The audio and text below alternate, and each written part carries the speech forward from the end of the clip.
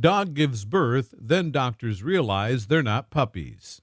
Valerie Jones and her husband Mike couldn't believe what the vet was telling them. They'd just been there 2 months ago, and now they had a huge problem on their hands. Their golden retriever, Gracie, was lying on the examination table, looking tired and out of breath. Something was wrong with her, but the Jones family was not ready for what the vet was about to tell them. But little did they know that the vet was about to break some startling news. Mr. and Mrs. Jones, brace yourself. The test shows something very strange and contradictory. The Jones family consisted of Mike and his wife Valerie and their 2 children, their 8-year-old son Trey and 6-year-old daughter Daisy. Like most families, they loved driving out to the beach on hot summer days. And of course, they would bring along the 5th member of their family, Gracie the golden retriever. Gracie loved nothing more than to splash around in the ocean and lie in the warm sand. They loved her, and she brought so much joy and love into their lives. But Gracie was also a very social dog. Whenever they were at the beach or walking her in the park, she wasted no time in running up to other dogs. She loved sniffing them and touching their noses as a form of greeting. But Valerie started getting worried. One night she voiced her concerns to Mike. Mike agreed, and the following morning Valerie wasted no time in making an online appointment for Gracie at their local vet. When the day arrived, Gracie jumped in the car, thinking that Valerie was about to take her for a long walk in the park. "Sorry, Gracie, it's not what you think. I'm afraid I'm going to have to take you to the vet." As if she understood perfectly well, Gracie lay down on the back seat and let out a moan. She looked at his name tag and asked, "Are you new here, Dr. Rowland?" The doctor turned to her and replied, "Yes, I'm just standing in for Dr. Anderson while he's on a much-needed vacation. Don't worry, as soon as the vet calls me tomorrow, I'll be there to get her and bring her back home." "By the time you 2 come home from school, she'll be here," Valerie assured the children.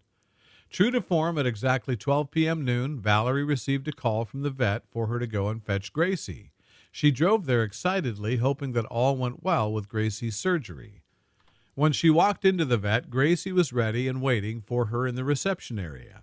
She looked so happy and jumpy already. "What does Dr. Rowland say? Did everything go well?" Valerie asked. The woman at the reception looked at Valerie in confusion and replied, "Yes, as far as I know, everything went well. Gracie's fine."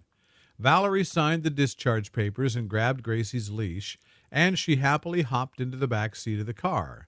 Valerie noticed that she seemed to be in very good spirits despite having the painful surgery. "Not so rough, guys, remember? Gracie had a very delicate operation, and she needs her rest so that she can recover. We don't want her to go back to the vet, do we?" Valerie warned. They even took her for a walk to the park where she played with a multitude of other dogs while Valerie sat on a park bench talking to a neighbor. The kids and Gracie were having the time of their lives. Valerie couldn't shake off her growing concern for Gracie. She watched as her once vibrant dog became lethargic and uninterested in her favorite activities. By now, Mike and the children were also very concerned about Gracie. Gone were the days when Gracie wanted to run wild at the beach and enjoy the water. Valerie made the appointment for the very next day, stating to the receptionist that it wasn't an urgent matter. Gracie couldn't wait any longer. She was clearly in distress and needed help. Back at the vet's office, Valerie couldn't contain her anxiety. Dr. Anderson, who was now back from his vacation, examined Gracie and ordered several tests. The wait was excruciating, and Valerie's mind raced with troubling thoughts. Mike and Valerie glanced at each other, concern etched on their faces. "What is it, Dr. Anderson? Is she very sick? Please tell us you can help her," Valerie pleaded. Valerie was dumbfounded. Pregnant? But she is supposed to have been sterilized. Valerie's shock quickly turned to anger and frustration. But Dr. Rowland assured us everything went well after the surgery. How could he make such a grave mistake? When Dr. Anderson called Dr. Rowland to ask him what had happened, he rushed over to the vet immediately. Dr. Rowland struggled to find words to console Valerie, who was now deeply upset. Valerie knew there could be serious legal implications to the vet's mistake. She demanded that Dr. Rowland provide immediate care for Gracie and rectify the situation. Gracie was already pregnant and her health was at risk. Dr. Rowland arranged for Gracie to be admitted to the clinic and called in a specialist to assess the situation. Reluctantly, they decided to proceed with the pregnancy, but under close veterinary supervision to minimize any potential complications. They couldn't bear the thought of losing Gracie after this ordeal. The following weeks were an emotional roller coaster for the Jones family. Gracie's pregnancy progressed, and she was constantly monitored by the vet. They were determined to provide the best care for her and her unborn puppies. The Jones family found unexpected support from their friends and neighbors. Many offered assistance in taking care of Gracie during her pregnancy, and some even volunteered to help find homes for the puppies once they were born. The sense of community solidarity in the face of adversity was heartwarming. Dr. Rowland's reputation took a severe hit.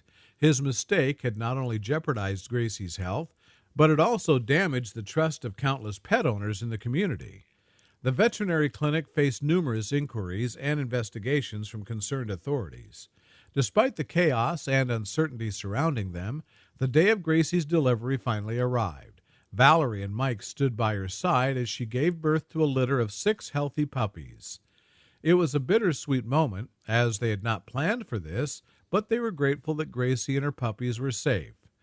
Their community continued to support them, offering to adopt the puppies once they were old enough. It was a silver lining in a situation that had initially seemed dire. In the end, the lawsuit against the veterinary clinic resulted in a settlement that helped cover Gracie's medical expenses and the cost of raising and finding homes for the puppies. Dr. Rowland faced disciplinary actions from the veterinary board, and the clinic implemented strict quality control measures to prevent such mistakes in the future. Gracie, now a mother, made a full recovery and returned to her energetic and social self. The Jones family decided to keep one of the puppies, a constant reminder of the trials they had faced together.